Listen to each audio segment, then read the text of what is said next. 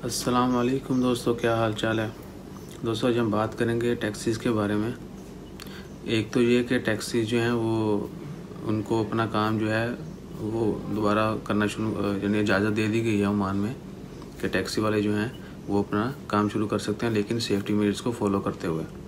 और इसके अलावा उनको पिक एंड ड्रॉप जो है होम डिलीवरीज़ उसके लिए भी कहा गया है कि वो पिक एंड ड्रॉप का काम भी कर सकते हैं, ताकि जब तक प्रॉपरली लॉकडाउन ख़त्म नहीं होता, सारे कारोबार ओपन नहीं होते, वो पिक एंड ड्रॉप की जो जॉब्स हैं वो भी कर सकते हैं। आप सबको पता होगा कि जो काम जिसका है वो वही करता है, उसके अगेंस्ट दूसरा काम नहीं करता। टैक्सी जो है वो सिर्फ टैक्सी का काम करेगी, वो दूसरा काम करेंगे तो उनको कानून की खिलाफ वर्जी समझा जाएगा और उनके खिलाफ कानूनी कार्रवाई होगी। तो अब गवर्नमेंट ने इजाज़त दे दी है कि वो जब तक लॉकडाउन है, क्योंकि होम डिलीवरीज जो है उसकी तादाद बढ़ गई है, लोग मॉल्स में शॉप्स पे कम जाते हैं, ऑनलाइन ऑर्डर करते हैं और वो घर पे डोर स्टेप पे उनको मिल जाता है।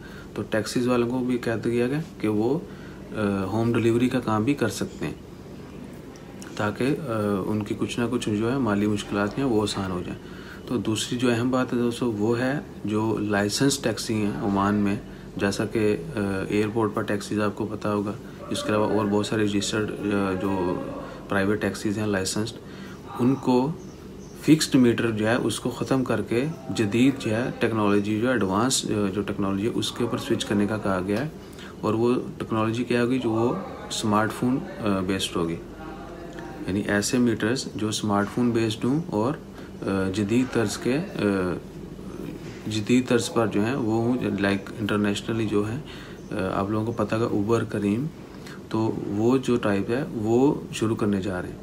पहले ओमान में जो फिक्स मीटर है और प्राइस भी जो है वो बहुत हाई रहती है, मोस्टली यूजर्स को भी नहीं पता होता है। तो अब क्या होगा, जदीद मीटर जो है टैक्सीज में स्मार्टफोन बेस्ड मोबाइल बेस्ड जो है डिवाइसेस वो लगाए जाएंगे और हर बंदा जो है जो भी वहाँ सफ़र करेगा वो अपने मोबाइल पर जो है सारी डिटेल जो है वो चेक कर सकेगा। तो simply it will be similar to Uber and करीम।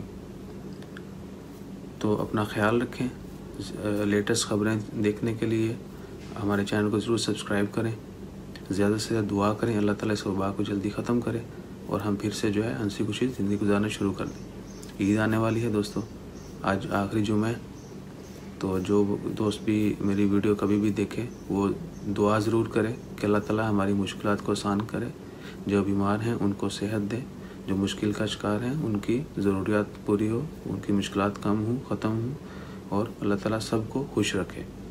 हमेशा दूसरों की भलाई चाहें, दुआ करते रहें, बीमारों के लिए ख़ासकर दुआ करें और अपना ख्याल रखें।